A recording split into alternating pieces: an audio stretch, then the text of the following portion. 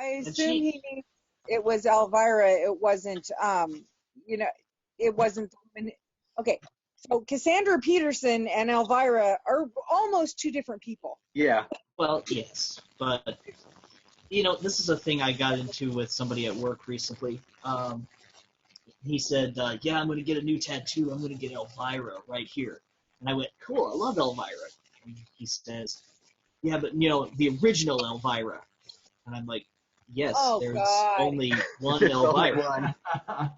And he's like, "That's right, the original." And I went, "Yes, it's still Cassandra Peterson. She didn't hand it off. It's been the same woman this whole time." And he looked at me dumbfounded. I'm like, "She's hot."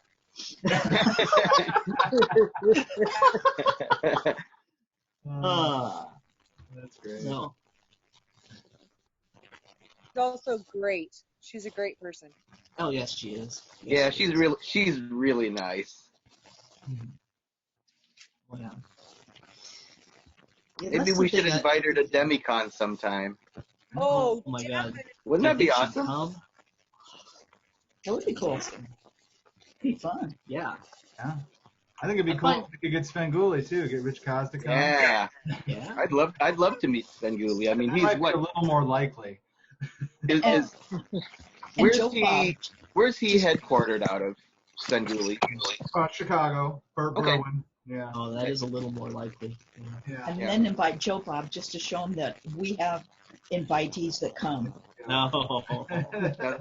That would be cool. Well, I don't know if you saw the last Halloween, I think it was Halloween on Joe Bob's show. He kept saying he had horror movie hosts that were going to come on. That's what I'm talking about. Yeah. And then they kept getting delayed or into car accidents. No, it was Christmas, wasn't it? Was it Christmas? Oh, it was probably Christmas. It was Christmas. Yeah. But that's what I'm talking about. Yeah. Yeah. And that was a really good episode. It was. Because he kept kind of teasing, making you think he'd give hints about who the next one was going to be, and you're like, "Oh my God, it's going to be Elvira," and then oh no, she canceled. Isn't that the same one that they did the stunt with Darcy and the antlers? Yeah. Yeah. We watched. Since we are talking horror hosts, does everyone know who Elvira is, or Joe Bob Briggs, or Svengoolie? I just want to make sure we're on the same page here. If you have no idea who we're talking about, please let me know. I definitely just got an idea. We need it. We need to have a DemiCon that is themed DemiCon B-side, and we'll do all B movies. We'll just celebrate B movies. We could invite Cassandra and everybody. You know what I mean? Invite the horror hosts and have at it. Would you like to volunteer to be ConCom 33? I don't know. Yes, she does. That's the problem with having a good idea, is that somebody will make you do it. They haven't gotten a theme yet for 33, have they? No, they're looking for a ConCom team, and the ConCom team comes up with the theme. Yep. Because I know our last horror one I can smell the wheels. Yeah, the last horror one specifically was 13, DemiCon 13. So, wow, 20 years ago. Yeah. Wow. It's been a while. Yeah. I think we're due for a new one. Yeah. Yeah. Other than the zombie one that we did. Oh, yeah. We did zombies. How hard is it to do ConCom? I mean, I was ConCom last year, and it's a lot of work, a lot of organization, but it's not that bad if you've got a good team. And it's really helping with the team of 5. That's making it a lot easier. I'm ConCom for 32. Oh, okay, cool. I'm not sure if I knew that or not. Yeah, because I had a really good team for 30. I had Mandy and Monica, and those guys totally rocked it. Yeah. All right, but we can talk about ConCom stuff. Yeah. Yes, sorry. Later. We're easily distracted. I'm just saying that's an awesome idea. We need another horror DemiCon. So, but we have come here today to talk about horror movies, and specifically, because we always like to have a theme, horror movies you can stream because, well, nobody's getting them these days. Lord knows I'm not. And many of the theaters still aren't open. Right. So we had a lovely little list here. I'll bring that up. I've got a big list. So one of the really good things about it's the same list, Robert. One of the wonderful things about the present day, we are really living in a golden age of horror, and I don't just mean because if you look out your window you're seeing horror. I mean that with all of the streaming services, there's now more horror being released than at any other point in recent memory. I can't take you seriously. Can you take her seriously anyway? Valid point. So, right now we've got things like Amazon Prime. They came forward when they were first out of the gate. They released a ton of horror, and they had a really good marketing strategy that offered great distribution options and decent profits to the directors who were submitting to them. It's not so much anymore, unfortunately, but we've also seen Netflix jump in with their original horror stuff, as well as I think Hulu has some kind of original horror. But of course, for me, the biggest thing is that we now have Shudder. There you go. I got jealous. Uh-oh, there's going to be a rumble. I almost now want to link to the group that video of all of the slasher monsters as a boy band. Yes. Oh my. Okay, we'll talk about that later. So yeah, we have Shudder now, which is doing they're exclusively a horror streaming service.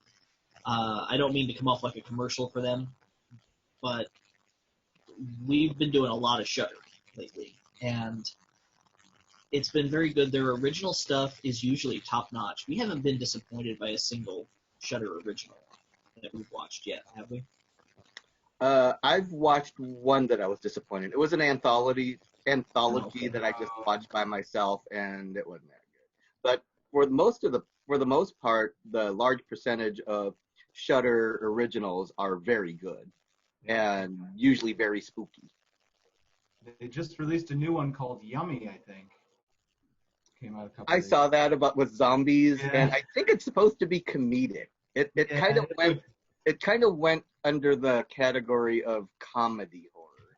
So That can be a strong though. I think that you have to balance comedy horror.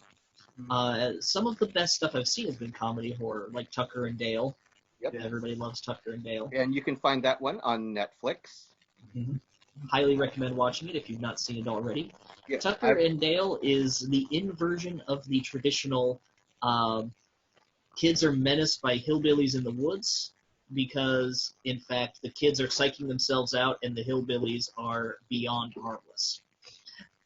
If you've not seen it, it is the lovely film that includes one of my favorite lines in cinema.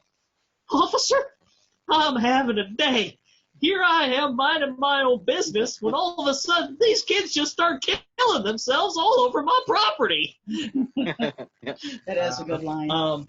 Delivered by Alan Tudyk of Firefly. Oh, it By the was, way, right. yes. I got to still revisit it because I didn't know Tyler Levine then. Tyler Levine and stuff. Yeah, I just watched that recently, and like last week, just because I haven't seen it for years, and yeah, it's still good and it's still funny, and yeah, it's definitely watch. So if you haven't seen that one, so if you're taking notes, it's Tucker and Dale versus Evil, and you can find that one on Netflix. It's fantastic.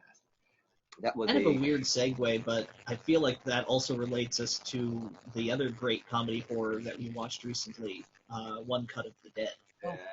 Yes. That was good. And But I don't know what we can say about it to plug it without You ruining can. You can. Yep. And that one you can find on Shudder. And it it. Two wasn't versions on as- Shudder. by the way. Oh, what? There is the straight version of the movie, and then there is a version curated by Joe Bob Briggs. Oh, really? I recommend the Joe Bob, but we watched it curated. Oh, I was so taken by the movie. Oh, that's true. Yeah. Old brain. What's fantastic is when you watch the movie, there's 3 acts to it, I guess we'll say, and they roll credits at the end of the first act and don't stop watching the movie. Mm-mm. You have to keep watching. When we got to the first set of credits, she was like, "That was dumb. I don't know why we watched that." And really short. Yeah, and really short. Yeah, about 30 minutes in. minutes. Yeah. Yeah. 20, 30 Okay. minutes. Yeah. What's the name of this movie? Because I missed the title because you broke up. One Cut of the Dead.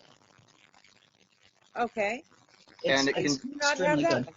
Yep, It can is be found a, on Shudder. Yeah, it's on Shudder. Like I said, there's 2 versions, curated and non-curated.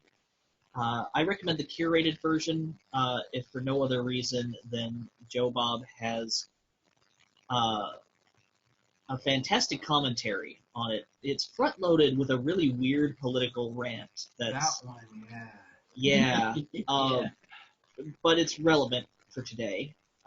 Joe Bob, as always, is a controversial figure, but his rant at the end is one of the most inspiring things ever said about movies. About movie It was, making. yeah. Yep. Yeah. So if any of you are out there who are interested in movie making, it's worth it just to see his commentary about young movie makers or just new movie makers. It is pretty inspiring, and it was really neat to hear that. And I think it's worth it to pretty much any movie that's going to be on Shudder. If there's a Joe Bob version, curated version, I would recommend watching the Joe Bob version. Yeah, I He agree. has some really good insights. He gets good interview. Like sometimes he gets people on to interview from the movie. Oh yeah. Yeah, it's great. Oh, remember when he had what's his name from The Hills Have Eyes? I haven't seen He had the guy that played one of the mutant family, the bald guy. Mm. Fascinating dude. It was a great interview. Well, one of Joe Bob's most recent episodes, he did Hellraiser 2, Hellbound, and he had Doug Bradley, who played Pinhead, and the actress who played Kirsty on the show. Oh wow. And those are some great interviews. We'll have to watch that one then. Definitely. Definitely. Okay. Yeah, that's the thing with Joe Bob. Like I said, because he plays a redneck, and that's not his real name. That is his horror host persona, by the way. What is his real name? Yeah, really. Oh, I've I looked it up the before. other day. Hang on a second. Because we know that Elvira's Cassandra Peterson, and Sven Guli's been a few different John people. Irving Bloom. Yeah. Oh, okay. That's Yeah, Joe Bob. yeah. Irving Bloom. Yeah, John Irving Bloom. Okay, that's Anyway. not bad. And So, Darcy's because- real name is Diana Prince, I believe, or maybe that was just her porn star. That I'm pretty sure that's Diana Prince is Wonder Woman. Wonder Wonder Woman. Woman, right? Yeah. I'm fairly confident that's an assumed name. But what's fantastic, I have to throw in my little thing about Joe Bob right now, that I've gotten flack before from endorsing Joe Bob, where I've had people snap back at me. He's a pig. He's a pig. He's a sexist. He's a misogynist. And certainly he's a lover of B cinema and exploitation films. But I don't think that – I think anything that's not really who he is in terms of he's not a sexist, he's not a misogynist. It comes out It's more just a so in his persona. conversations with I think so, Darcy too. and you, actually. Yep. And God, I listened to Darcy's blog, and in one episode they addressed that she has very severe body dysmorphia issues. She's very Insecure. very insecure, and most of the plastic surgery she's had is actually reconstructive because of harm that she's done to herself. And And that was psychological by her yeah, mother. very traumatizing childhood. And Joe Bob, she's not the sidekick that the show saddled him with. He's been trying to help her get comfortable being in front of a camera to become a horror host in her own right. So I don't know. That doesn't sound like a pick to me. Well, I'm going to bring us back to our topic about movies. We've got. I compiled a list of what movies you can find on Shudder, on Hulu, on Netflix. Does that on YouTube? I've got a couple of them as well. Does anyone have any questions about any of the streaming services and what's available? I will pose that to our audience. Actually, this is a topic I would like to bring up. I have noticed a lot of people, just so you know out there, if you do subscribe to Shudder, I've noticed a lot of people that say if you subscribe through Amazon to Shudder, a lot of the content isn't there or isn't there as quickly. Like it will be released on Shudder and won't be released on Amazon for like a week. Okay. Shudder through Amazon. So just I went directly through Shudder when I signed up. So. Okay. I don't have Amazon, so I didn't have any list of horror movies on Amazon. But most people, I believe, have Netflix, or at least access to Netflix. And most of Netflix's horror movies are stuff done by big studios that have been released before. Netflix does have a few horror movies that are just strictly distributed through Netflix, and some of them are pretty decent. So it's kind of hit or miss with Netflix originals. They did offer the Haunting of Hill House as an original. Yes. And that one definitely is worth watching if you are a horror movie fan. I think that the writers and producers of Hill House are horror fans, you can tell, because they do it well, and some really nice scares and creepy stuff. And I mean, Netflix also has Stranger Things, Black Mirror. Castlevania. Black Mirror series. Yep. Black Mirror is really good, but it's really, but it's also really bad. Yeah. Because Black Mirror is not something you walk away from with any sense of relief or it's detachment. Yeah, Black Mirror doesn't it doesn't yeah. entertain. It doesn't inspire. It doesn't give you any catharsis. Black Mirror just throws something horrible at you and then goes, and it's coming. Yeah. Yeah. It makes you think. It's not like some horror movies or horror TV where it's just a ride and you're along for a ride. Black Mirror is one of those things that makes you think, and half of that becomes disturbing later on if you think more about it. Yeah, the fridge logic on Black Mirror is horrible. If you're not familiar, the trope from TV tropes, it's fridge logic, which is to say things that occur to you later when you're standing with your head in the refrigerator looking for something to eat, and you're still thinking about the show, a thing will pop into your head and you're like, oh my god. Yeah, Black Mirror has had some really dark ones. We had I think probably the worst one we had seen was an episode that was about a world in which there's a social ranking system where people are rated on their like every time you have an interaction with someone, they have an option to rate you and you can rate them. And we thought that it was the most horrible dystopia imaginable. All of the characters were really horrible people that had all their horribleness dialed up to 11 by this ranking system. And it got kind of bitter when we were discussing it. And the thing about it is that system exists in China today. It's all. William Gibson said the future isn't coming. It's already here. It's just not evenly distributed. And that's 100% true. Going back to Black Mirror, a movie that I would recommend, which is kind of a fun ride, is Black Mirror Bandersnatch. If you've ever read one of those Choose Your Own Adventure books, yes, This is like that in video form, and it's a 2018 movie found on Netflix. I would recommend that because you get to choose the adventure. You have to watch it on your computer. Yes. If you're streaming it through like a Roku box or a smart TV, you will not have the options to choose. And frankly, it's the choice that makes the movie.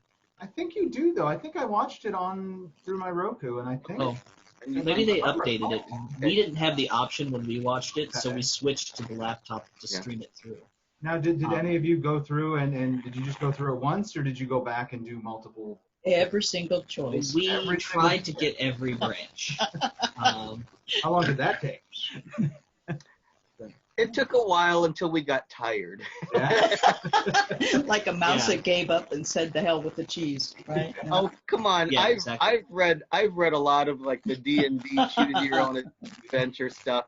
Then you go back and try to go through all the different permutations of the story to try to find the best ending. Or Oh yeah. and I died too quickly with that one. And That must have been- it's kind of fun in the video format of that, and they do a very good job, and it's very meta. Well, yeah. I mean, I was gonna say. if you think about it, that must have been very interesting to film.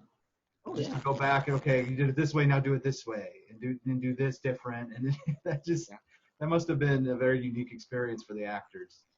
Not to mention, I think where it excels the most is in how it starts to get inside of your head, because there are multiple endings that make you question whether you had any free will in the choices you made to arrive at the ending.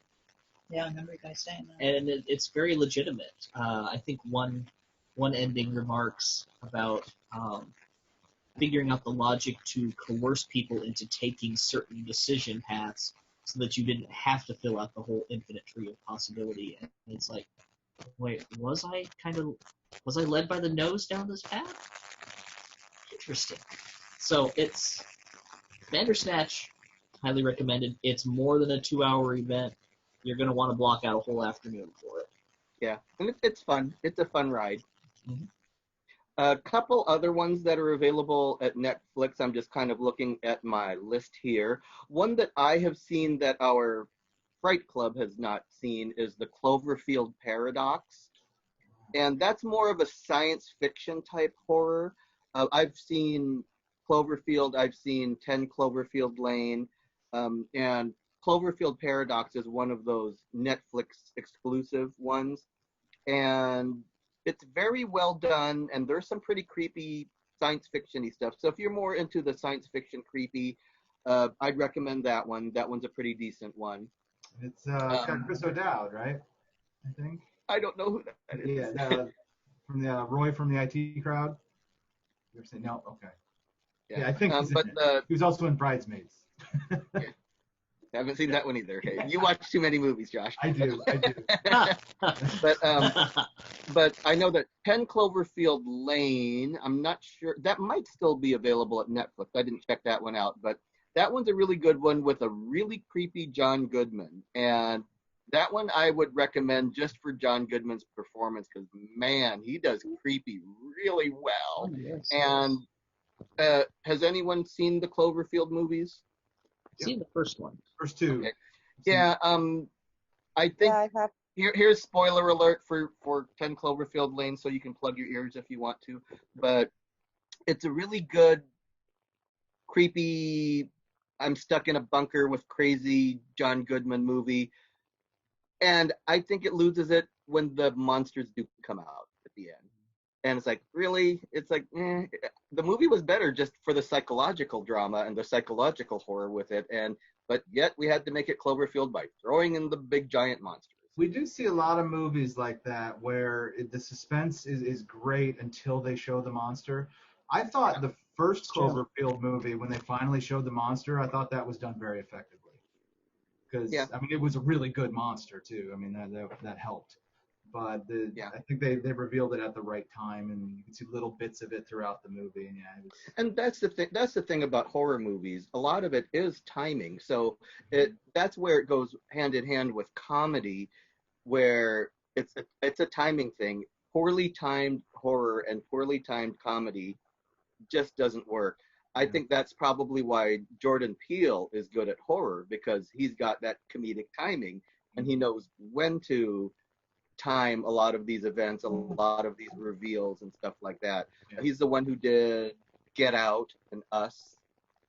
So are any of his? I really enjoyed Twilight Get Zones, Out. I If believe. anyone has seen that one before, Mhm. and I don't didn't think- check to are see any if of his on streaming. I Seen I it. didn't check that one. I know that they are. Okay. I've seen Us, I believe, on Netflix, and I think Get Out is still on there as well. I didn't check that, so I Yeah. apologize for that. And Us is a wonderful example of a movie that was ruined by, well, it's still a good movie, Yeah. but it was rendered much less effective by revealing what was going on. Mm. When they explain where the others come from, it was like, no, that logic doesn't work. Like, I had total suspension of disbelief for everything that happened up to that point. And the thing that ruined it was the rabbits.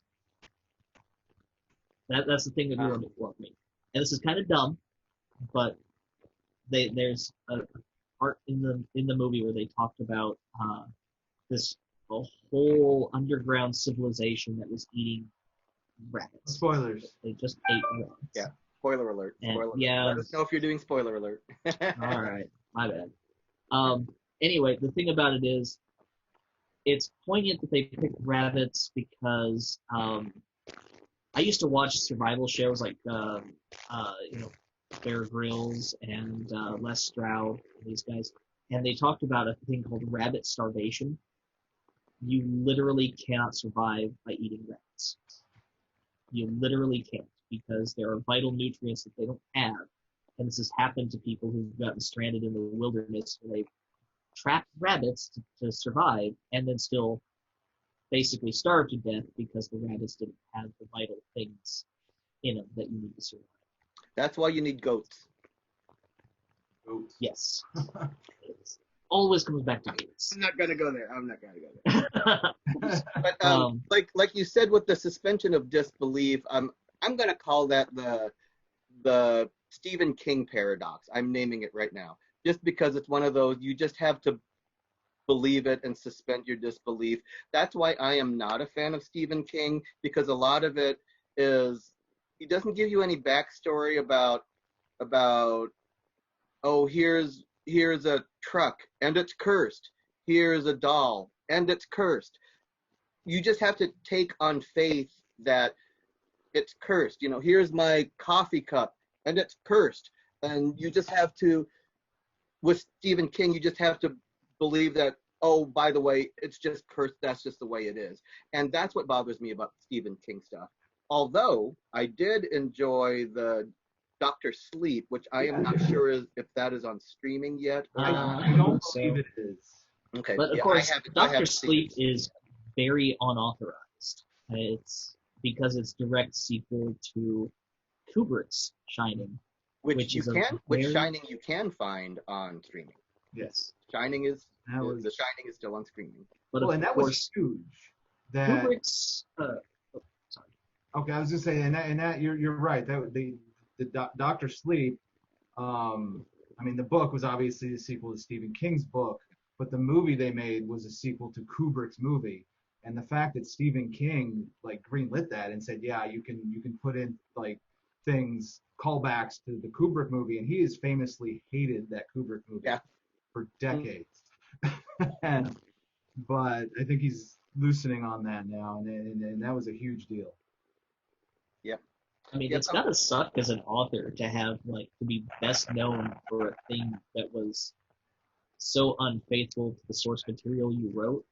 Mm-hmm.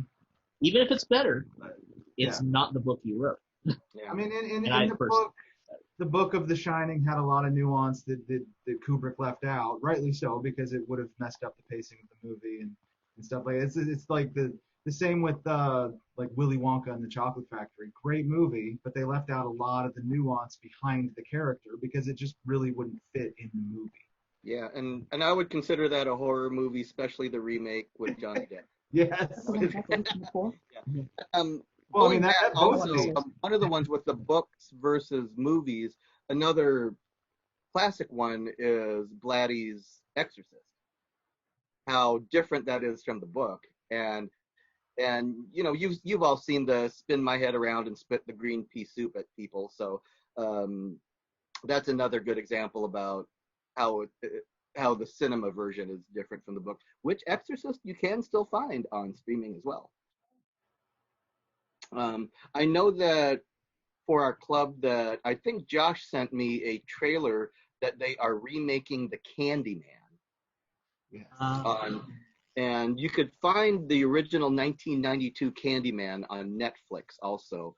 And even though that movie is now 28 years old, it still holds up pretty good. I had not seen it before, and I've always heard about it. I thought I had seen it before, and which surprises me because I'm a big fan of Virginia Madsen. I've always liked her, and I'm just surprised I just never watched that movie. And it holds up. It was still pretty creepy. Do you see what I meant when we watched Urban Legend Bloody Mary, and I went, Yeah. nope, Candyman did the Bloody Mary myth right. Yes, yeah. Candyman totally did the Bloody Mary one right. So. But speaking of Bloody Mary, a TV series that does kind of a fun Bloody Mary twist on that one is on Hulu. It's a streaming one that I got Marcy addicted to, called Deadbeat, with Tyler Labine from Tucker and Dale. I want more. That's how would you describe that, Marcy?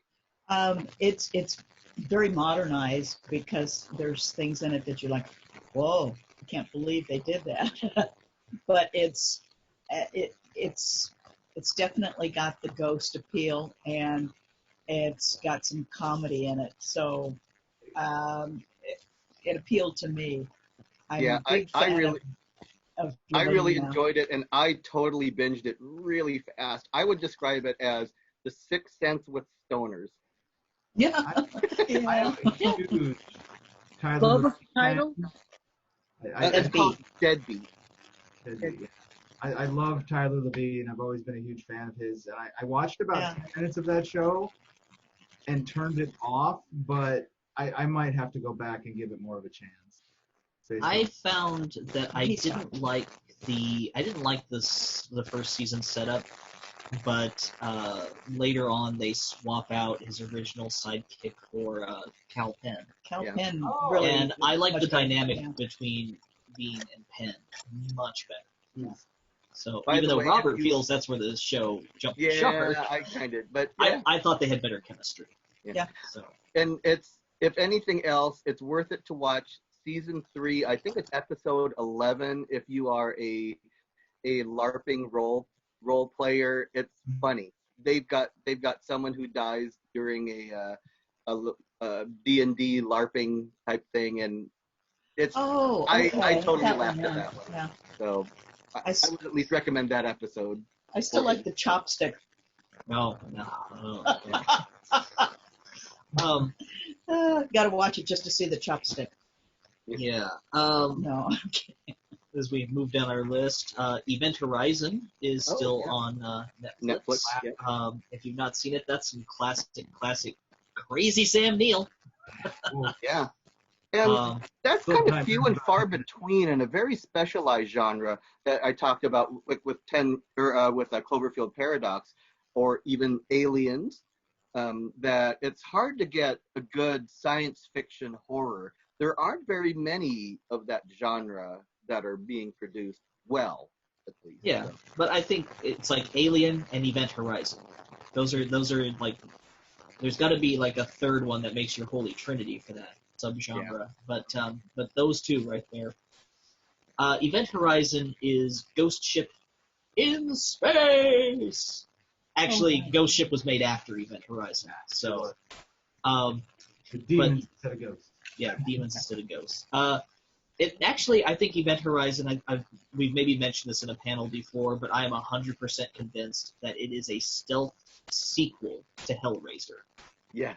I am 100% convinced that the full space drive the Event Horizon is equipped with is literally just a machine that opens the damn puzzle box. Hellraiser either 6 or 7. That was the plot. It was a ship in space that was the box. Oh, see, it's a good idea. And plus, Event Horizon. that's where you get the Cube movies, right? Yeah. Yes. Yeah. The Well, the cube is is inside. actually a the box. puzzle box, right? Yeah. Event Horizon stars Sam Neill, Lawrence Fishburne, and a man who was not famous at the time, but is probably better known now, Sean Pertwee, son of the late John Pertwee of Doctor Who fame. Sean is well known from a starring role in Gotham, as well as Dog Soldiers, one of my favorite werewolf movies. So, Probably one of the best werewolf movies that you will see, I and don't think it's that one you available can in streaming. find. Dog Soldiers is on Shudder. Okay, cool.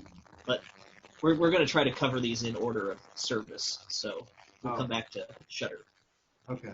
later on. We'll probably leave a lot of time for Shudder. Yeah, we should. Moving right along. Murder Party.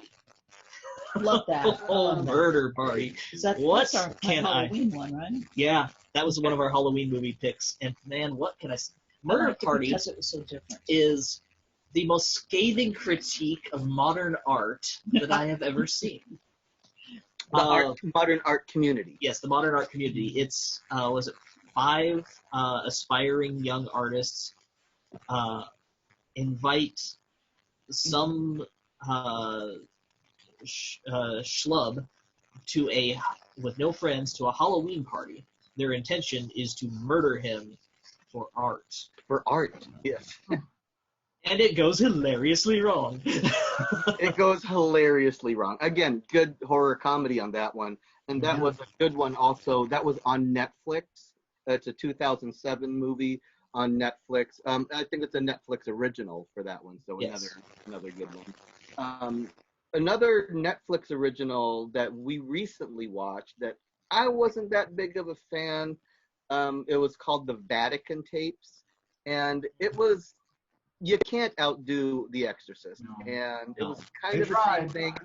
And, you know, even though The Exorcist is, like almost over 50 years old or something now, that Yeah, last Exorcist thing was still like holds its own. And 1978, anything else that tries to do that exorcism, possession type thing, it kind of falls short. And that was Right. kind of the Vatican Tapes for me. So To take a slight tangent on that, I would say exorcism done right would be what was it, the possession of Hannah Grace, the Exorcism Yeah, of Hannah that was Grace. actually pretty good. That one was a very different take on a possession story, worthwhile. Yeah. We've seen a lot of movies that are just trying to clone The Exorcist, and Yeah. you know, Not can't- sure if it's that like one cloning is Michael streaming. Jackson. You can do Yeah. his moves, but you aren't Michael. There is a. I think I checked that one out from the library, so I'm not sure if that was streaming. No, I'd that's have why to I say it's a double check that one. tangent. Yeah. I have to plug that movie, even though it's not on our list. Of Yeah, things and to that was discuss. a good one. And Yeah. that's called The Possession of Hannah Grace. Possession of Hannah Grace. Yep. And it That is was not pretty available on streaming. A couple of them that we've watched recently were the Sinister movie franchise, Oh, yes. Sinister 1 and Sinister Very 2. good. I Yeah. actually like Sinister 2 better Yeah, than I like the 2 better. original. But Agree. Okay. but one I'm was the odd man out. and I I still prefer started- the original, but the 2 is very good. I thought 2 was more focused and had a better protagonist. And they had better jump scares, I thought, on 2. Yeah. The home movies were not as good in 2. They weren't as No, the home movies were better on the first one, definitely. Yeah. They were kind of, I think, reaching the end of imagination and saying, what have we not done that we can do? True. I think I like for- my found footage movies. For what it's worth to me, where both movies excel is that the 8mm films take you out of your seat. They remove you from being a person sitting in front of a TV watching a movie and put you squarely behind the eyes of the character who is watching the films in the movie. And that does a lot to unsettle you. It's a very old-timey thing, too. Anybody that remembers 8mm goes to a place way back in the past. So, but where I think the first movie does slightly better is that although the protagonist is less likable and less competent in the first movie, it has more the feeling of an H.P. Lovecraft story to me, where it's a guy who is totally flirting with things that he shouldn't be messed with. He's researching a thing that is ensnaring him, and the more he researches into it, the more he's ensnared by it. Although, really, the ending of the film kind of makes it evident that, and certainly the sequel reinforces, once he entered the house, he was screwed. A la The Grudge, by virtue of having moved into the house, he's done for. Well, and that first one was a good example of what we were talking about earlier. Sometimes showing the monster is a bad move. And then the second one, they kind of doubled down on that and showed him even more. Yeah, and unfortunately, the villain, the antagonist of the Sinister movies is aggressively unnecessary.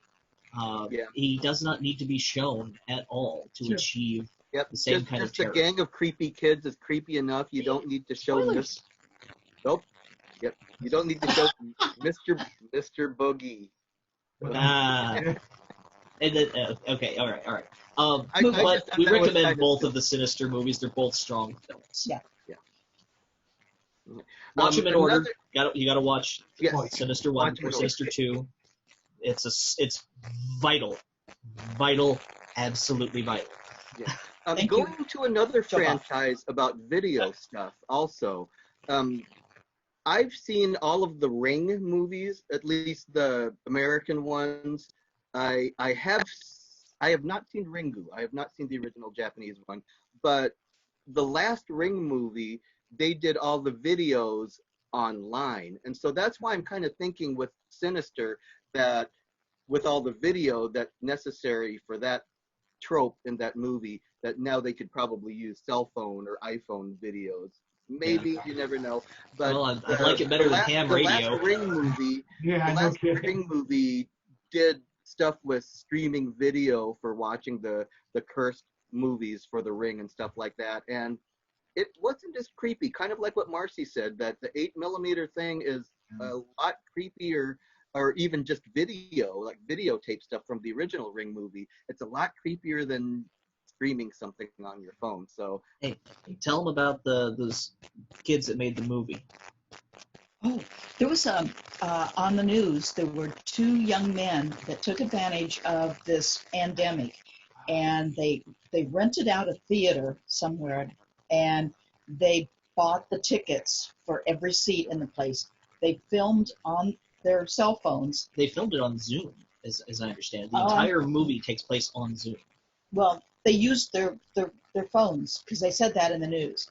But they, half-hour, it's only a half-hour, horror movie, and it was called Unsubscribe. And since it played in a theater, and nothing else was going on in any theater anywhere, they took Best Movie. They had the #1 box office. For that weekend. Yeah. And the comment was made that they thought there was a career for these guys. Well, heck yeah, there is. And I think it'd be at least fun. in marketing. I would love to see it. It's only a half hour, and they, got a title. They showed a little clip from it. They used scary tactics, and I'd like to see what the plot was. I haven't tracked it down yet. But that is the wonderful thing about today. Creative. You have in your pocket a better camera than was used to film Years of Gone with the Wind. Yeah. I mean, you don't have an excuse to not be a filmmaker. If you have the desire to do it, you can do it. But anyway. Oh, Yep. Okay, I have looking to down argue my with that because old-fashioned cameras that used real film took actual pictures instead of the digital stuff. So I would disagree about our phones being a better camera than Gone with the Wind. Well, I won't get into the debate of this, but it is the ability to get the technology that you need, the film editing software, a camera that can do what you need it to do is far more effective today. It used to be a very expensive process to get into filmmaking, and the cost, that barrier to entry has done nothing but go down. Yeah, so in other words, anyone now has the technology to be a decent filmmaker, whereas back in the Gone with the Wind era, it was only a select few who had access to those Now, materials certainly, and technology as well. I'll grant you that the particular camera used on that, they might have used, like the huge Panavision or whatever for that. They may have had a nicer camera, but today's filmmaker can work with digital stuff, and most films are shot digitally now. Yeah. So but you they're not, are working. But they're with the not. camera. But they're like state of the art digital cameras, Right. not iPhones. So. No, but indeed there are significant films in the last 5 or so years that have been shot with amateur equipment that have gone on to be major successes. Well, I mean, look at filmed on a GoPro, the Hardcore Henry, if you've ever seen that one. It's not really horror, but yeah, I think that was all filmed on a GoPro, and decent movie. Going back to our movies, another one on my list, we've kind of made our way through most of my list of what's available on Netflix. Another one, if you are a zombie fan, Train to Busan is... Are we going to skip over Terrifier? I'll get there. I'm not really going in order, but Okay. Train to Busan, if you're a zombie fan, is probably one of the smartest zombie movies that I've seen. It is subtitled, so it is in Korean. So, but it's definitely worth watching. Oh yeah, Very I hate good. subtitles, but one of my favorite movies. So you can get past them.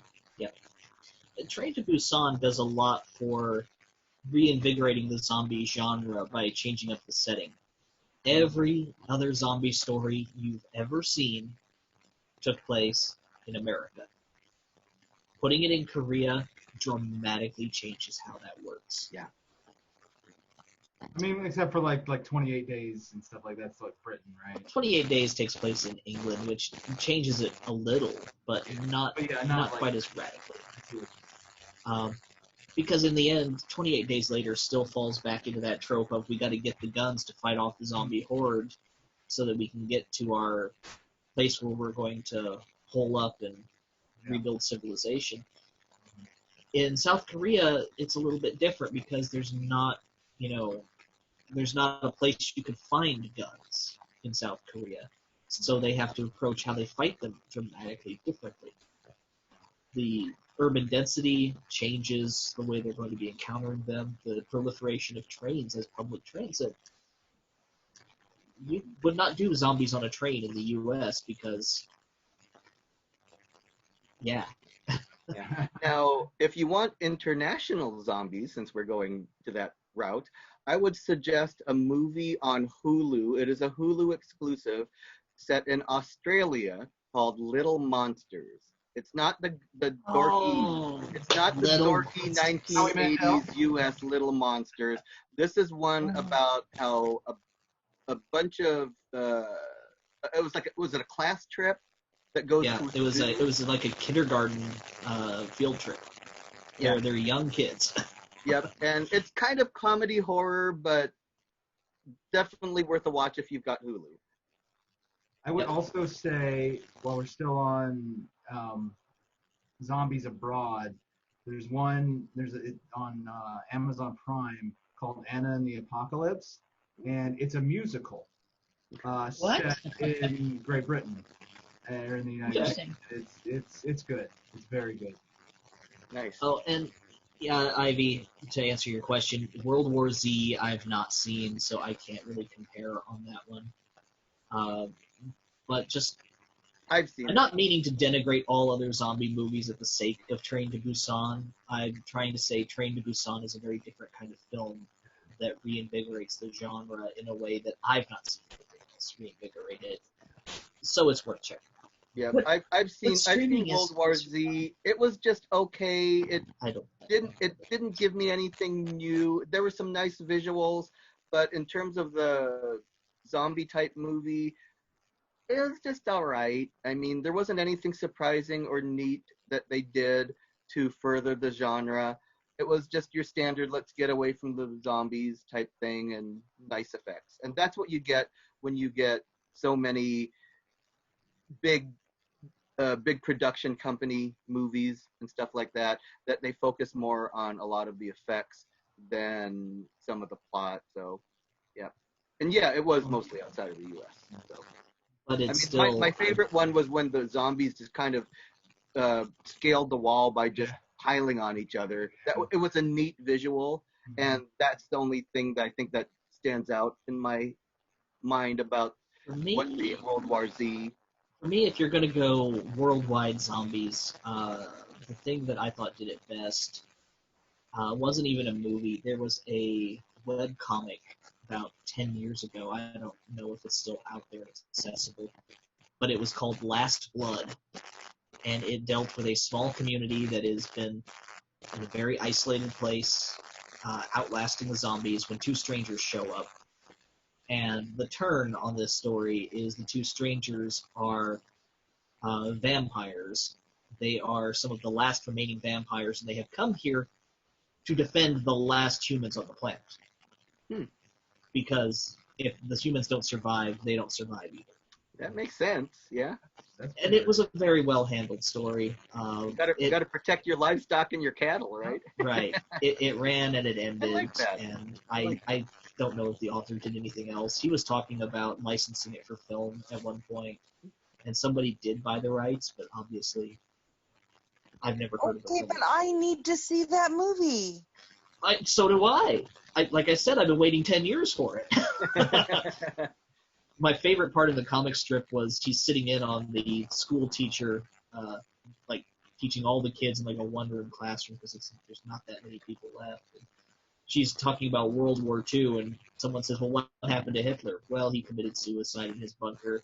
And the one vampire in the back is like, "Actually, I have it on good authority that he was murdered by an elite team of of operatives from the Allies." And she's like, after class, she's like, "So, did you really kill Hitler?" "I still have the sword. Do you want to see it?" No, jeez. All right, you talked about Terrifier earlier. Yes. I'll get us back on track. Okay. Terrifier was one that I had heard mentioned in a podcast, and that particular podcast is kind of hit and miss for whether things are really good or not. But what had sold me on Terrifier was that it was described as being a very divisive film, that a lot of horror fans didn't like it, which for some reason made me want to go see it. Curiosity. Well, and specifically, it was likened onto a giallo film, in that Spanish vein of, Italian. Italian, of, a shadowy stranger goes around murdering women who are dressed in titillating ways. But that's not really what Terrifier was at all. In fact, I found the description that it was given in the podcast to be, completely wrong. Terrifier was a very smart slasher film with protagonists who are pretty savvy, and their only failing being not finishing the guy off with a nice double tap in the back of the head when he's down. Now, was that one a Netflix original? I don't think it's an original, but it is Okay, on Netflix. but it is on Netflix. Yep. It is. Yeah. That one I've got as 2017 on Netflix, so it's pretty recent. The antagonist of Terrifier is a very disturbing mute clown running around murdering people on Halloween night. Oh, it starts in the cafe. Yes. Okay. That's what I thought. It starts with Yeah. it starts with seeing our two protagonists leaving a bar and stopping to get pizza inside this little pizza diner pizzeria, and the clown follows them in and sits down and starts acting creepy. And it's a good creepy clown movie. Yeah, it's It a is. good creepy clown movie. It's and it's a slasher. Yeah, for sure. he's probably the scariest clown I've ever seen, and I've seen killer clowns from outer space. By the way, Josh and Marcy and Edwin, remember this for maybe one of our future podcasts. If we get around to doing podcasts, we need to do an entire episode on scary clowns, like with It, Terrifier, 31, Joker. Yeah. I mean, there was that one from American Horror Story as well. Yeah. Yeah, Twisty. Captain Yeah. Twisty or whatever. Yeah. Yep. Twisty was scary too, because I think part of the scare is the dirtier they get, whether it's blood and or dirt, it shows interaction and scuffle, and they keep taking it on from one incident to the next incident. Not a clean, pristine-looking clown. Yeah. Just Yeah. Josh pointed out also on streaming American Horror Story. Are there any AHS fans? I have not seen all of 1984. I couldn't get into it. I should just binge watch it since I've seen all of it. So yeah, kind of sort of. Yeah. My favorite ones were still the first season, Murder House, and the Witch Yes. one, and definitely Hotel.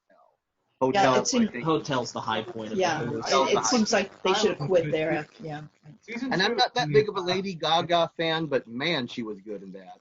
she was. Oh, she was so good. Although I'd have to say, so up to the ones I've seen, I've only seen through Roanoke. Roanoke had some of the most horrific deaths. Yeah, Roanoke was well done, but it's the slowest burn they've ever done. And I don't think a lot of people stayed for the whole season. Yeah, and I thought Kathy Bates kind of chewed the scenery too much in that Yeah, one. she did overhand it. Overacting. Good at that. Well, but she was playing a bad actor. Yeah. So Yeah. it's kind of like that episode of Frasier where Derek Jacobi plays a bad actor. Yeah. It's like, Don't remember that one. oh yeah, no, there's an episode of Frasier where the whole plot centers around them getting to meet this actor that was on some television show when they were children, and how he inspired them to their love of high culture and Shakespeare and all this. And he's played by Sir Derek Jacobi.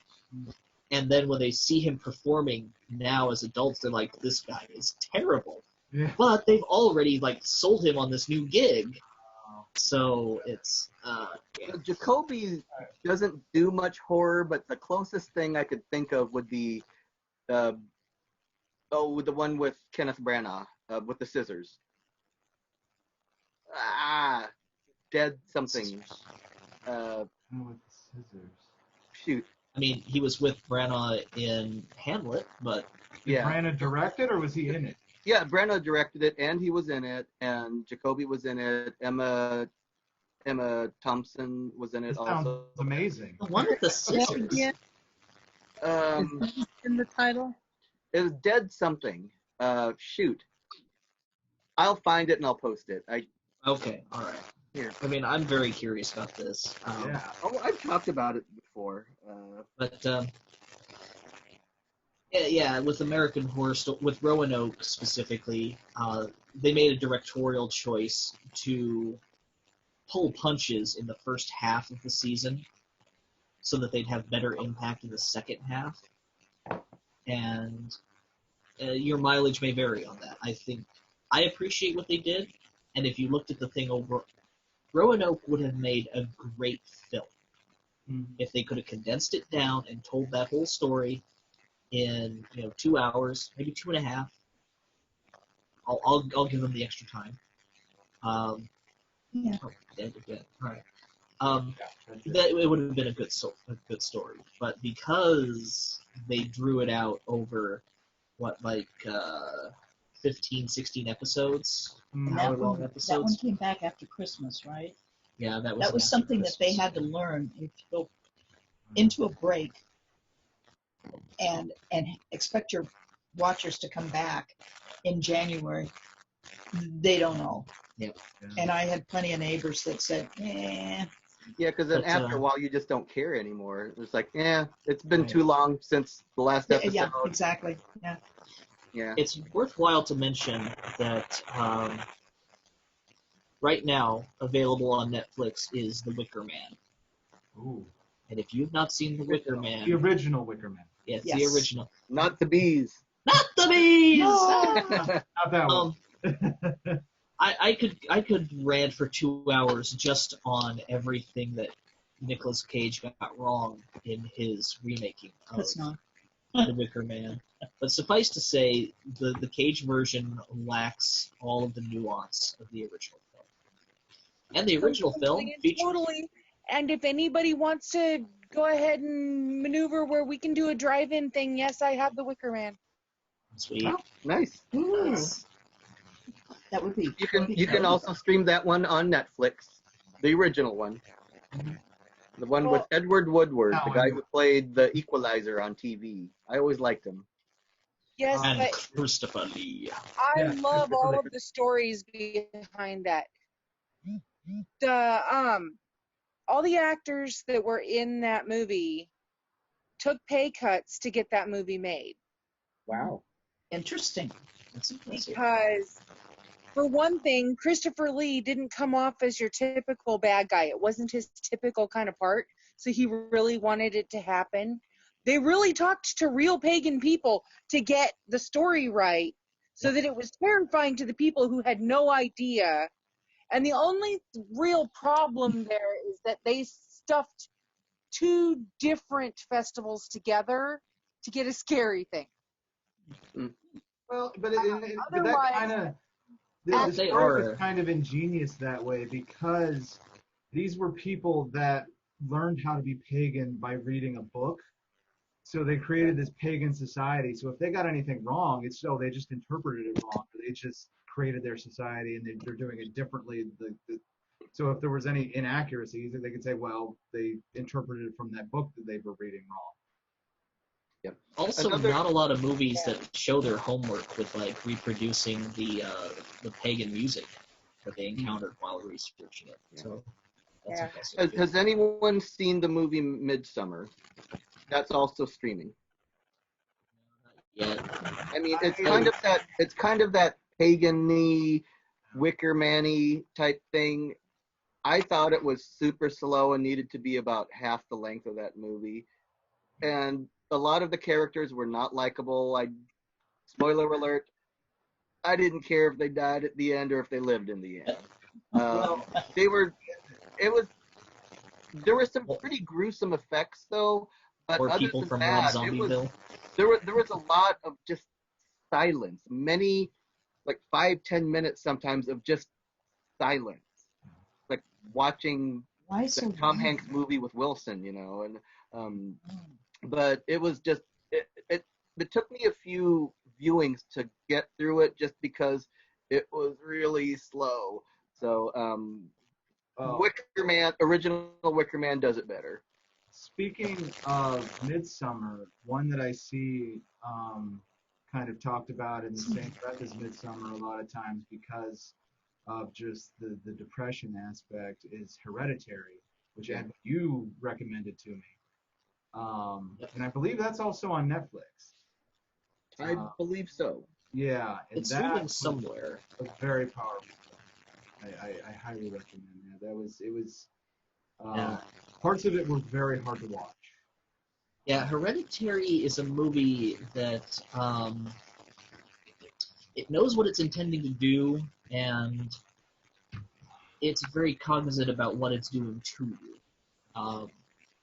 I think, without giving spoilers, there's a part in the film where you're coming up on something, and you feel that growing dread, and you know that something terrible is going to happen. And you're like, oh my god. Terrible thing happens off camera. But you know it happened. And I go, oh my god, they're going to show us the thing. I don't want to see the thing. I don't want to see the thing. And then they cut away, and you're like, oh good, they're not going to show us the thing. I was really afraid they were going to show us the thing. And then the next character comes in and looks at the thing. So now you see the thing, and I went, oh. God, they showed us the thing. Am I wrong? I'm not wrong. No, you're very right. And they managed to give you the way that particular scene is structured. They give you the feelings, the visceral emotions of the of the characters, because first you just get shock, boom, shock. The first character, we don't see it because the first character just shuts down and does not process it. And they save the reaction for the second character who does see it and is in the moment and breaks down, but doesn't quite go into that same kind of disassociative state. For that movie, I just wanted to see more of Allison Janney. She's the one who plays Mom on Mom. Yeah.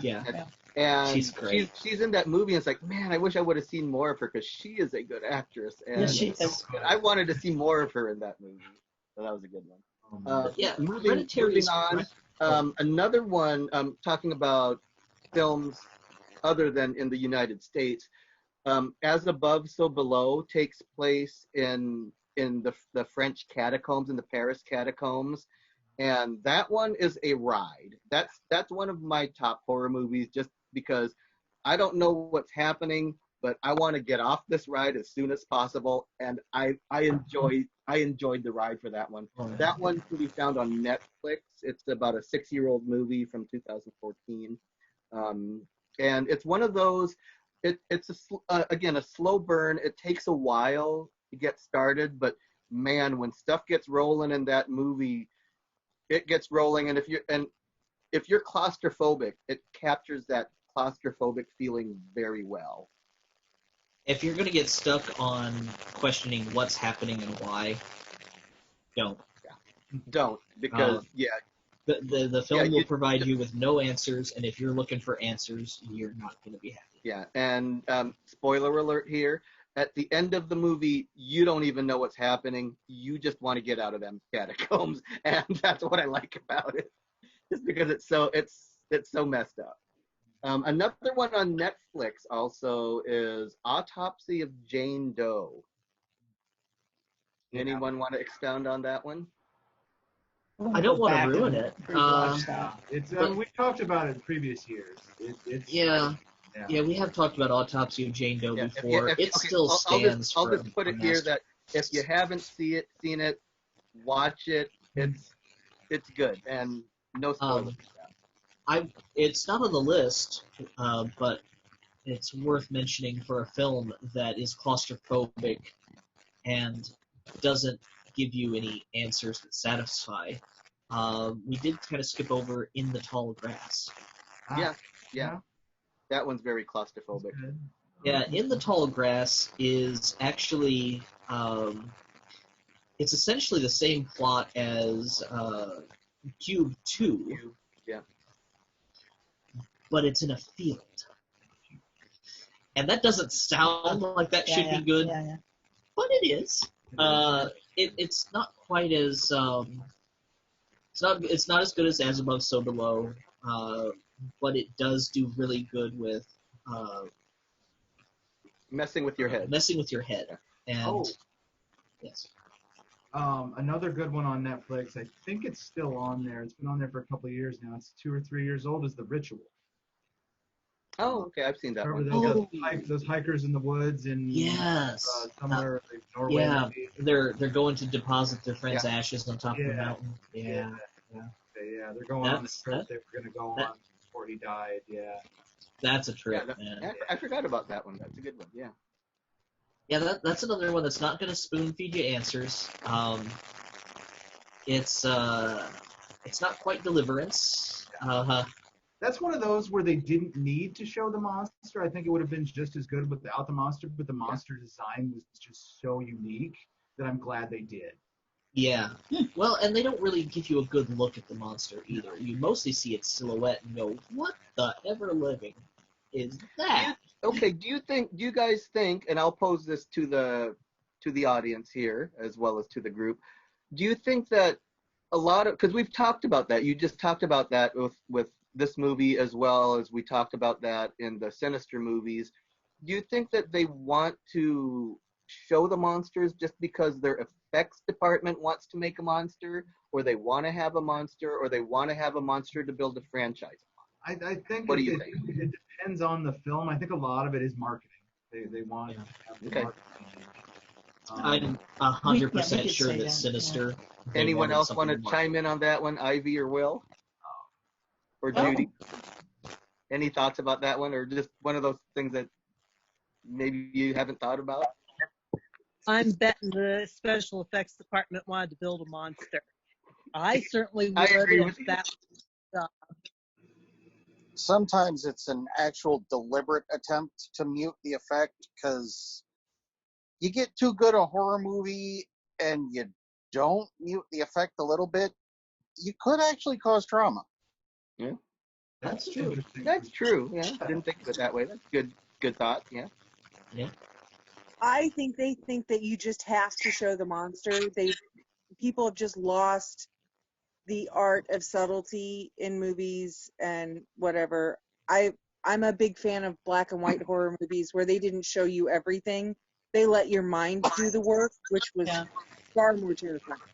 Yep. One of the things that we watched recently in our horror club is we watched the original Nosferatu movie, and then we watched Shadow of the Vampire.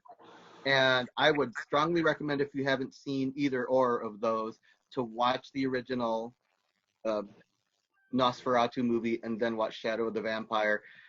It's a good double feature. And I would say to do it in that order. I did it in the opposite order, Mm. and I don't think it was as impactful. But watching Nosferatu did like retroactively make me like Shadow of the Empire more. And Nosferatu you can find on YouTube. It's a little bit hard to find it, but if you search enough, you can find it on there.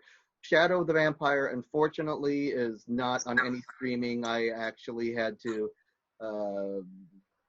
find that elsewhere, but Nosferatu is on there, and good black and white one. Good black and white one. The other movie that I did have on YouTube is a short movie that Edwin kind of told me about called Cargo, another zombie movie. And Cargo's what? It's less than 10 minutes. It's not long, No, it's a very short zombie movie. but it is probably the best zombie movie I've ever seen, especially for its length. Train to Busan's really good. Night of the Living Dead, classic. Shaun of the Dead's always fun. But Cargo is very emotionally impactful for the length that it actually runs. Yeah, and they did make a feature-length movie of it.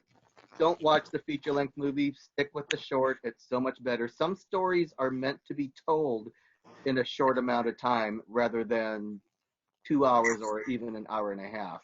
And you just muddy a lot of the story by adding subplots to it. So I would recommend just go to YouTube and watch the short movie of it. Yeah, I do think the main problem with the feature-length adaptation of Cargo is that most of the time is taken up following the B plot that should have been the A plot of a completely different film. But because it's the B plot, it's never fully realized.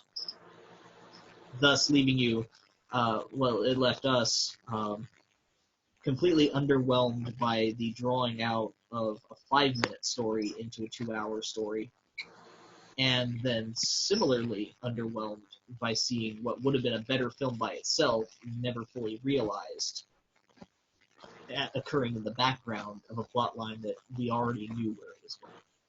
So, anyway. Yep. Moving on my list here. I'm just going to go with my short list. I'm not sure how many of you are Hulu users or not, or have access to Hulu. Access to what? Hulu. Oh, gotcha.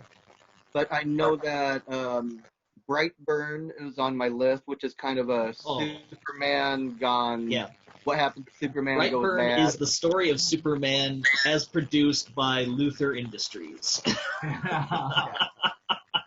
And actually, it was written by James Gunn, who wrote actually James Gunn and his brother, who wrote Guardians of the Galaxy, and probably the upcoming Suicide Wow. Squad. So kind of interesting with that one. Another one, classic, Cabin in the Woods, is also on Hulu. So good. You haven't seen that one? That one's pretty Is classic. that one? Did Joss Whedon have anything to do with that one? Was he the He did. director of that? Yeah. Yes. Joss Whedon That directed. one is in the Whedonverse, I believe. Yep. Some people believe that it's like the linchpin that holds the entire Whedonverse together.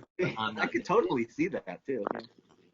Another one is if you're a Guillermo del Toro fan. Oh no, sorry. This isn't Guillermo del Toro. This one is Peter Jackson, The Frighteners with Peter. Michael J. Fox. Michael J. Fox. Thank you. Yeah, Michael J. Fox in it, and That's really pretty good, kind of fun, scary movie. And I wish that Peter Jackson would get back to doing some horror now that he's got a big budget. Yeah. That would be great. He did, what was that one he did? Is Dead Alive? Was that his? That was no, it's yeah, no, it is Dead Alive. Yeah, Yeah. yeah, That yeah, one. with the zombies and the lawnmower and the kung fu priest. Yeah. Incidentally, that's how we found that movie. I was on some message board like 20 years ago, You hear sounds coming from my phone. Okay, sorry. and someone says, I asked you this to try and help you develop some problems. Then you come back here. "Will, Yeah. I'm just gonna put you on mute here."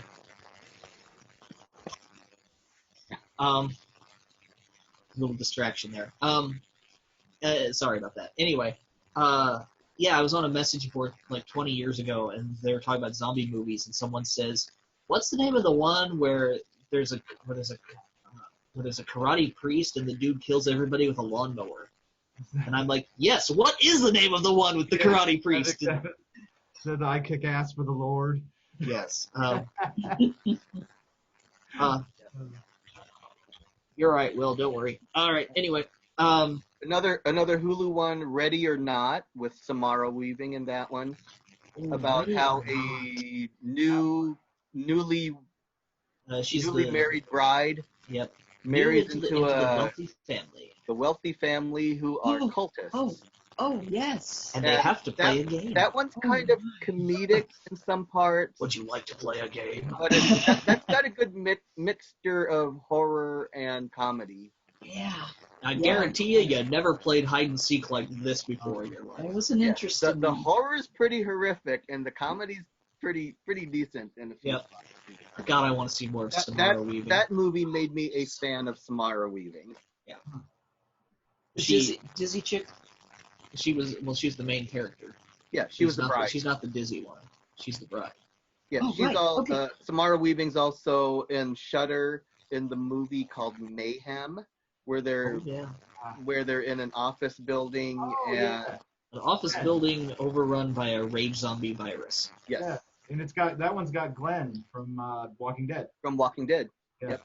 Yep. We'll come back to And, that one. and I know Yeah, that we Samara will. Weaving's going to be in the new Bill and Ted movie also. Oh, nice. Excellent. I guess since we already brought up Mayhem, we should probably discuss that. Yeah. Not really zombies, and more like Infected. yeah, they're more like just the infected because they can totally be cured.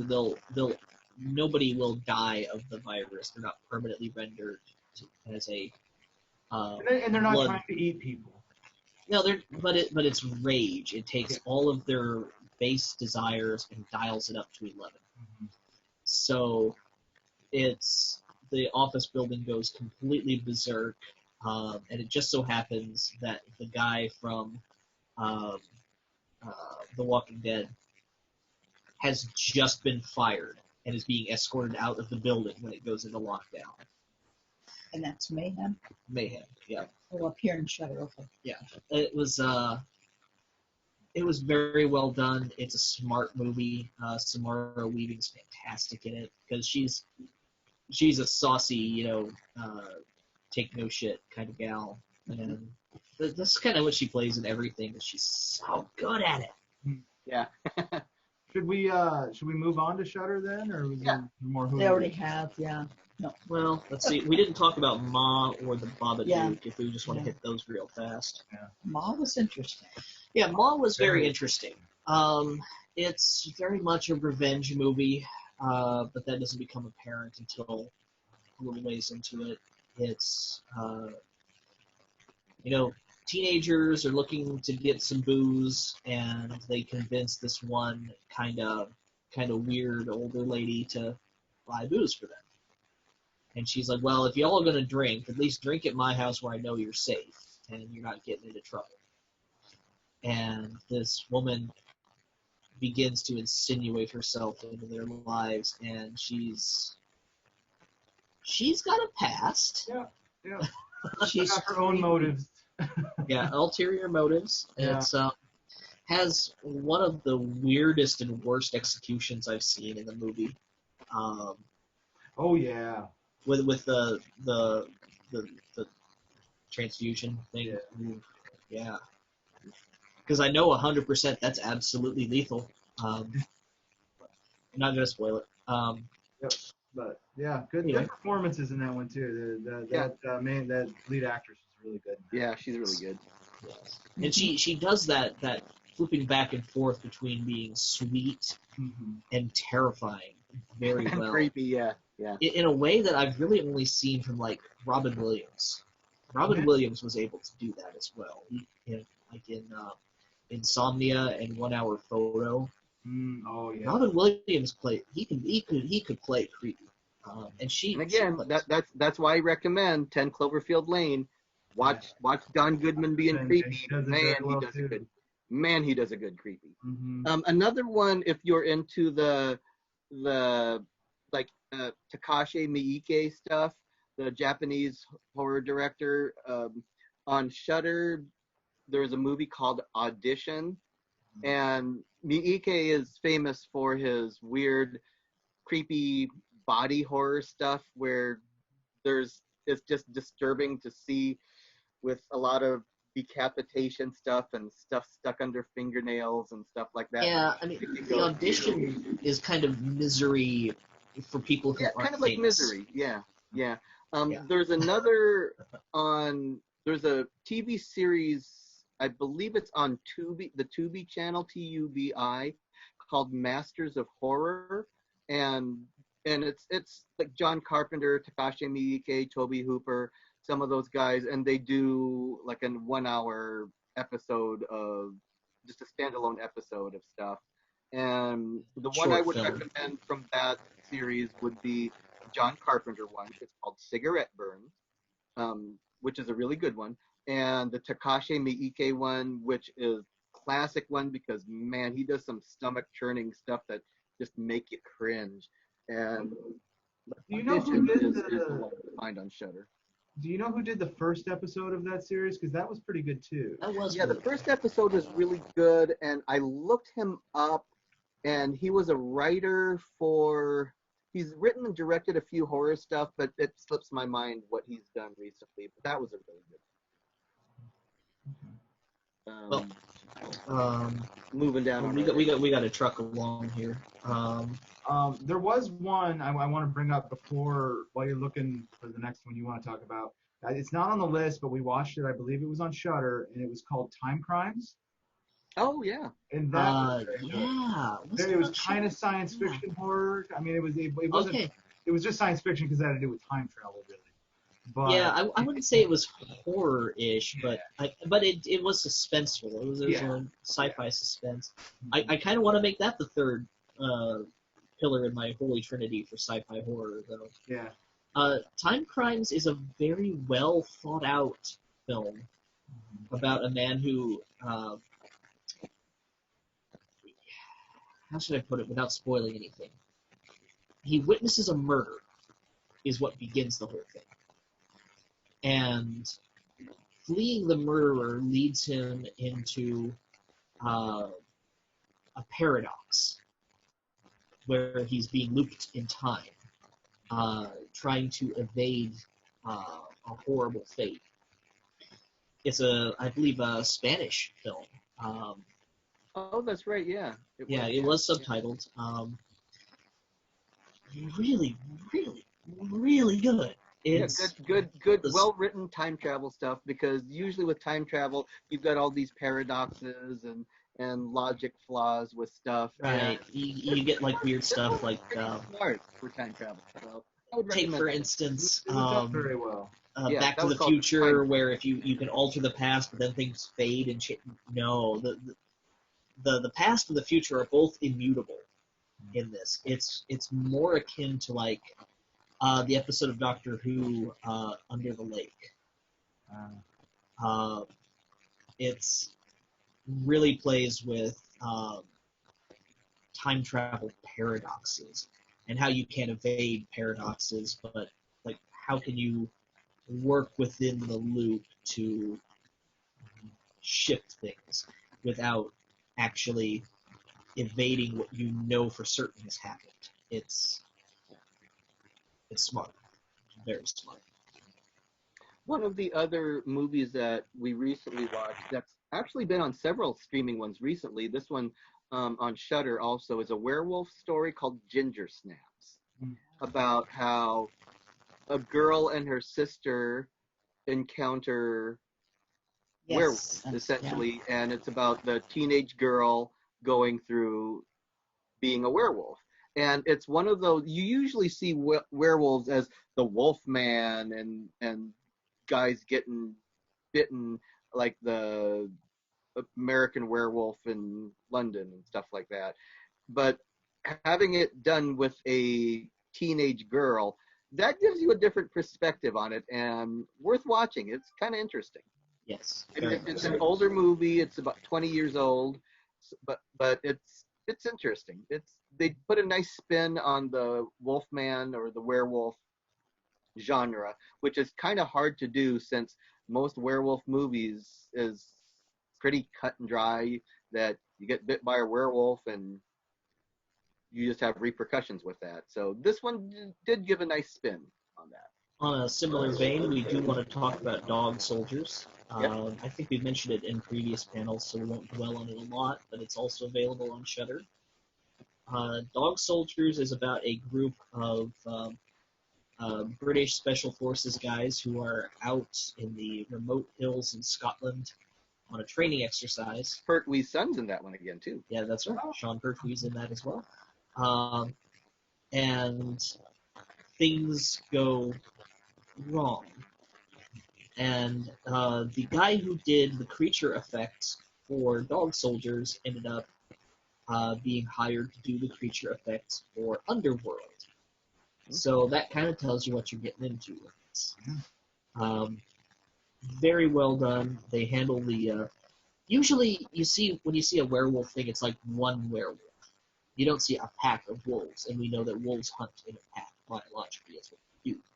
And a more intelligent wolf would obviously utilize more teamwork. But then, conversely, you have a werewolf not picking off, some kids in a cabin. It is a team of well-trained soldiers. Yeah. To paraphrase Major Payne, killing is my business, and business is good. So it's a little bit more of an action-y movie, as you're going to get with a werewolf pick, but it was intelligently written. Intelligently. And a few things that I haven't seen before in a werewolf movie that I did appreciate and enjoy. Yes. That reminds me of there was an episode of Love, Death, and Robots that had to deal with werewolves. Yes. Love, Death, and Robots, highly recommend also. Second season is forthcoming. All their stuff is good. Yeah. Was that Netflix on that one? That was Netflix. Okay. Not all horror, but yeah. I liked Society. I thought it was very She's been waiting patiently for an hour and a half to talk about Society. I haven't heard of that one. We did that for one of our nights. That was a Joe Bob one. Oh, okay. It had something very unique about it it was the rich versus the poor. Shunting. Yeah. That's true. That's true. We learned some things. Yeah. Yes. That's another one I recommend watching Joe Bob curate. Yes. The Society was like a 1982 or 3 film. Something like that. 1989. Oh, later than I thought. Yeah. Basically, it's built off of the premise that the rich are an entirely different kind of people. Specifically, they're Well, don't alien. give too much away. No, Yeah, no. Okay, I won't get into it. Spoiler alert! Spoiler alert! Society, it deals with a lot of taboo topics, though. Sex is prominent in the film, as is the subject of You can incest. get embarrassed. You're gonna see things. You're gonna see things that you can't unsee. That's a good way of putting it. Yeah. But I like unique. When you get into horror, you watch enough movies and you're like, oh yeah, that was, and you guys have been doing this throughout this. Yeah, you got this movie and this movie and this movie, and they all kind of have the same central thing. But when you get to something that's out there by itself, it stands out to me. I like, unless it's really bad acting or bad scripting or something that really, it stands out in my mind, and I'm like, yeah, I like that. It was different. Society has a couple weak points in that I think they try to build comedy into it in the 3rd act or 4th act where it doesn't belong. I never saw the ending coming, and I love that. I love that in a film. If I can't, and we do it all the time, we're guessing what's going to happen in the end, who's going to be the last survivor, or that, this scenario. And when you see a movie that you can't guess the ending, then it's interesting and it sticks in my mind. And because this one, because it's refreshing, and it's like what they say in Scream, where horror movies tended to get repetitious and predictable, and then once you get into the part, like what Marcy said, that, oh, I wasn't expecting this to happen, that's when you appreciate it because it's so different and out of the ordinary that you didn't think that where it was going to go. Yep. No, that's very true. Yeah.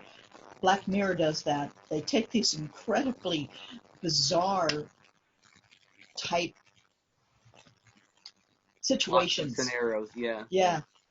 But in the horror movies, it does stand out there as one of the unique ones. Yeah, one of the other Shudder originals that I've seen that my horror group hasn't seen is one called Tigers Are Not Afraid, and that one is it's subtitled because it's in Spanish, and that one's really good, but it kind of made me cry at the end because it was kind of sad, but I'd recommend that one if you've got Shudder. Another Shudder original one that they had was one called Z, which was not a zombie. No, not a zombie. One. Nope. It was mostly, was it a ghost? Type thing, possession? I would call it more like a demonic. You know what? Was he it parallels its more demonic, but it's like not. It wasn't.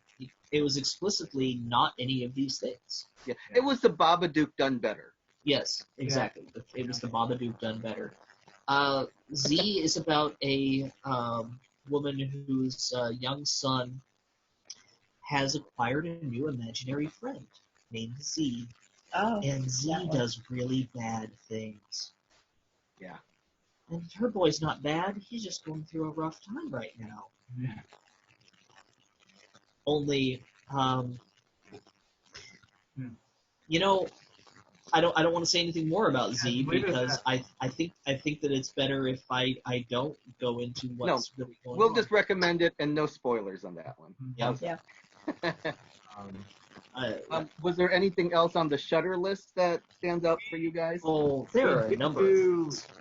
We did a double feature one night, kind of a haunted house double feature. Oh, I thought both of those were very strong. Haunt and Hell House LLC. Yeah. They were kind of different takes on the haunted house film. Okay, I remember Hell House LLC. Refresh my memory. What did Haunt do? Haunt was the group of teenagers that went to a haunted house out in the kind of nowhere, And so it's like where Hell House LLC was like a kind of found footage thing. Haunt was just them going into this haunted house. And Yeah, Haunt was more like Saw in a haunted house. Yeah. I don't think I watched that one. Okay. You did. I did That was too, but I when didn't remember it. that's when all of the riots and protests were happening. So maybe you Oh, that's why I didn't, because I was Yeah, watching yeah. the horror We're watching the news. on live TV Yeah.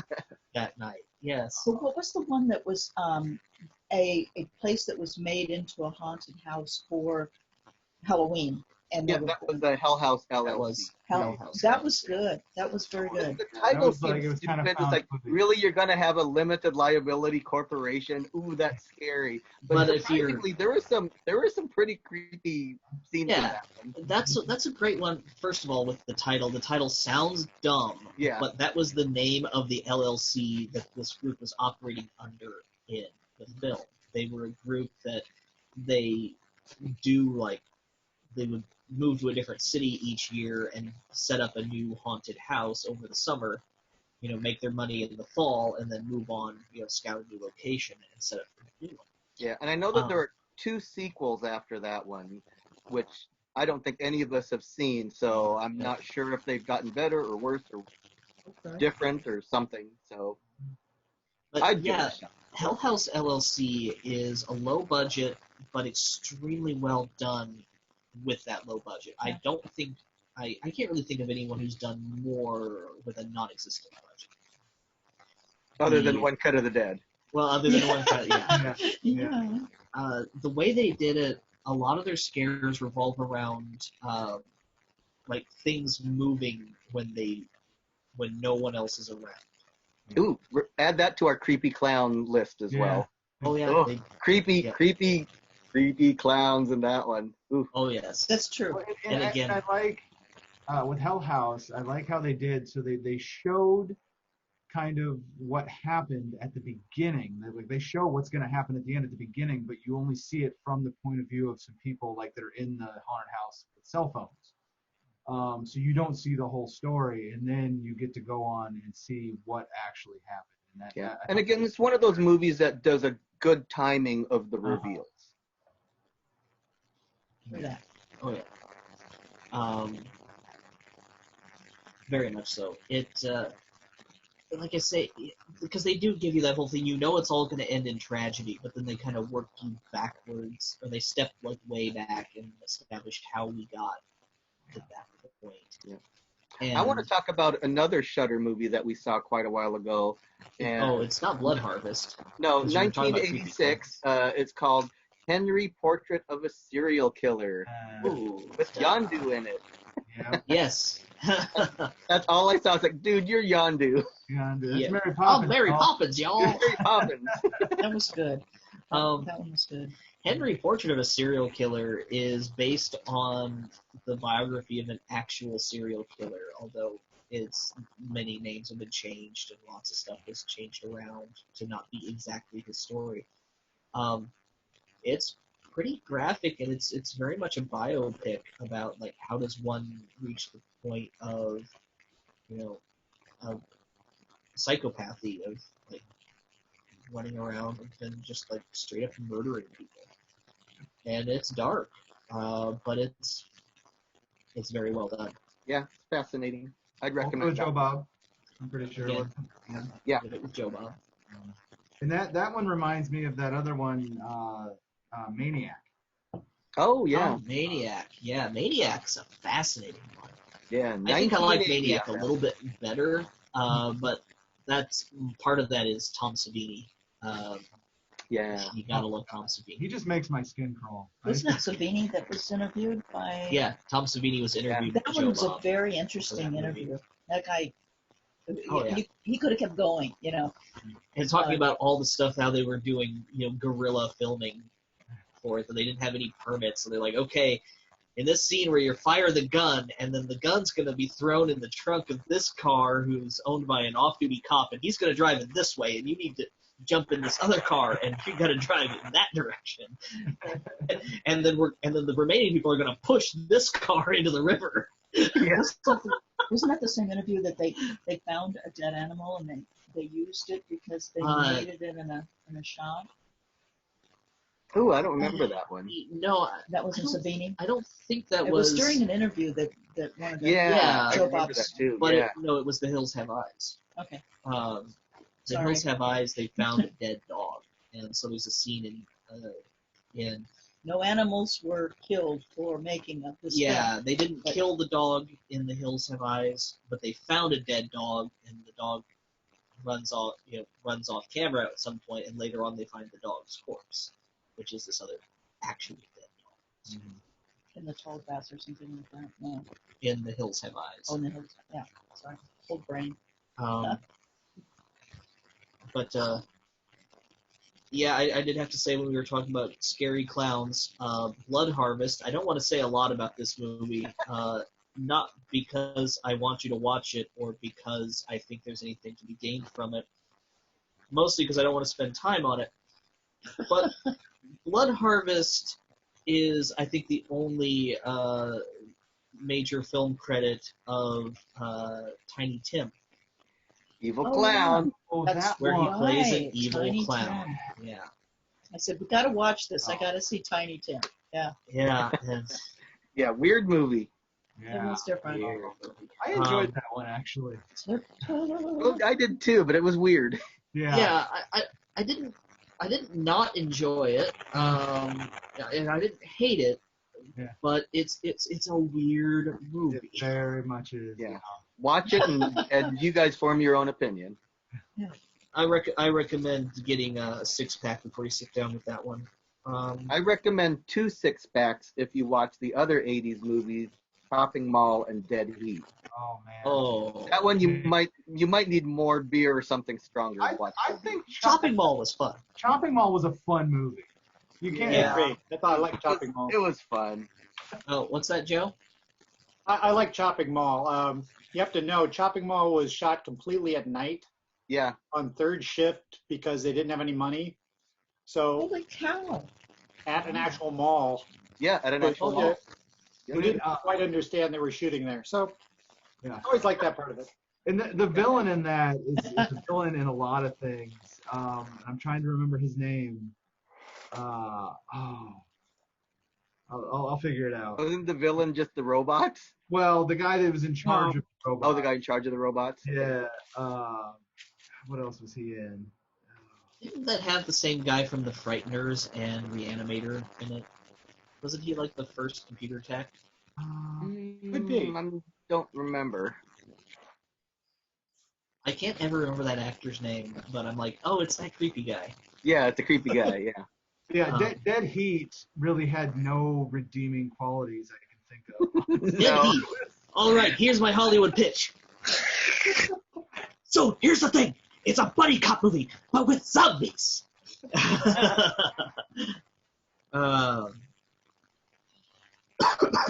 Strangeland. Strangeland. I haven't heard of that one. Not heard of it. No. But well, we'll circle back to that. Yeah, Dead Heat, not good. It's really not good. And Yeah, it's avoid that more movie at so- all costs. It's more so based on, they said, like Joe Bob said it was based on actually a film noir about a guy a detective who's been poisoned, and he knows he's dying, and he has to figure out who poisoned him. Similarly, this is about a guy who gets murdered and then resurrected as a zombie, and he's trying to figure out who's responsible for him getting killed. It's dumb. It's real dumb. Yeah, avoid that one. Somebody like Down. somebody like got Vincent Price in front of a camera and got him to perform for it, but it's No, not good. Not good. I've seen some bad movies, man. Hell, I've seen A Girl Walks Home Alone at Night. Oh, Ooh. I was hoping you wouldn't bring that one up. Yeah, I was hoping that no one would bring that one up. Yeah, I don't endorse it. Skateboarding vampires, right? I mean, Skateboarding vampires wearing burqas. yeah. Oh, yeah. That's right. Yeah. It's a thing. Uh, No, let's say instead, how about Dead Detectives, which was a Shudder original, and it I looks like like it's going to that. be a bad movie, good? but it's not. It's a great Detectives is like, picture the show Ghost Hunters, and now send them to an actual haunted house. Huh. Yeah. It would actually stand as a good Ghostbusters movie, actually. Yeah, it actually would. Is it comedic at all, or is it just straight? Yeah. horror? Oh yeah. There's some comedy. It's quite a bit of comedy in it, but it's also pretty strong on its scares too. Yeah. Okay. And it knows when to be funny and when to be scary. Not all horror comedy can balance that, but this one does pretty well. Yeah, I'd recommend that one. That was a good one. Let's see. One word. Mandy. Oh, man. Mandy. Oh yeah, Mandy. with goddamn Nicolas Cage. Yeah, it was 2 hours of Nicolas Cage just in a drug-fueled. I was parade. not fucking high enough for that movie, man. I really think you're supposed to drop acid before watching it. Probably.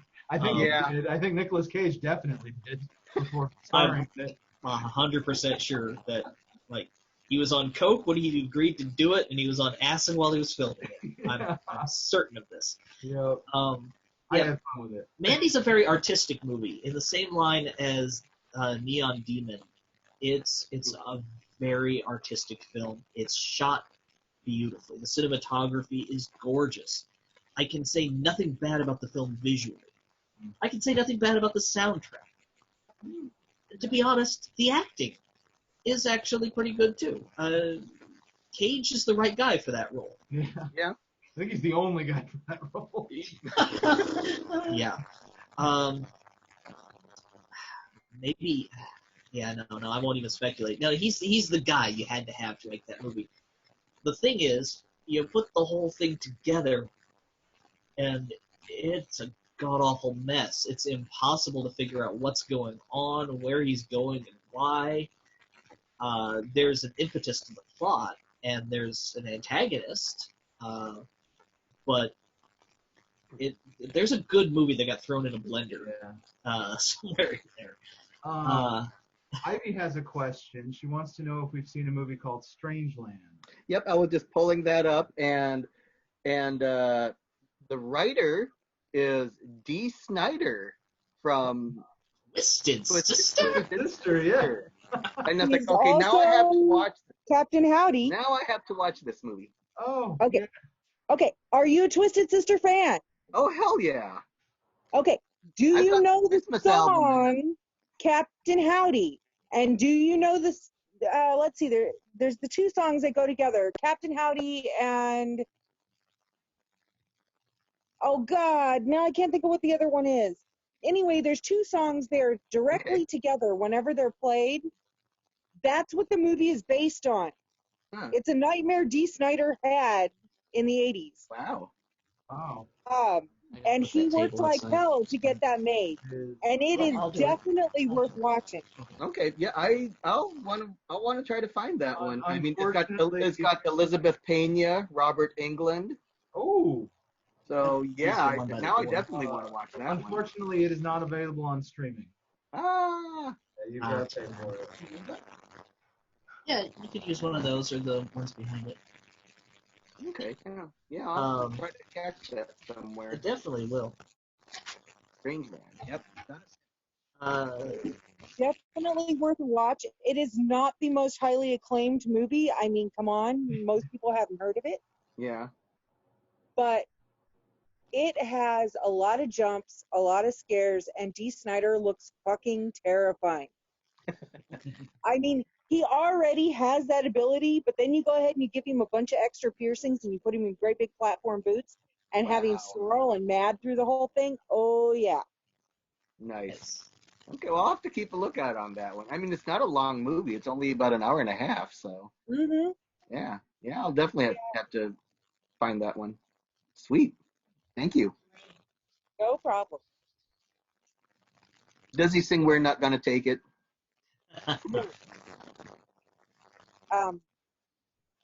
No.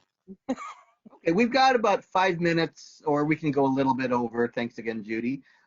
Does anyone have any questions or any recommendations or movies to avoid that they've seen on streaming? I'm gonna start with movies to avoid. I started watching a couple days ago, and last night it popped up on my Hulu. It was called The Field Guide to Evil, I think is what it was called. I got in 10 minutes in it, was really bored. I fast forwarded about 10 minutes more, 15 minutes more, got really bored. There wasn't a whole lot happening. It just seemed to me like it was Austrian old lesbian porn. And it's like, there's nothing scary about this. So I had to turn it off and stop watching it. It's like, nope, that one I'd recommend avoid it. It sounded cool, but no, did nothing for me.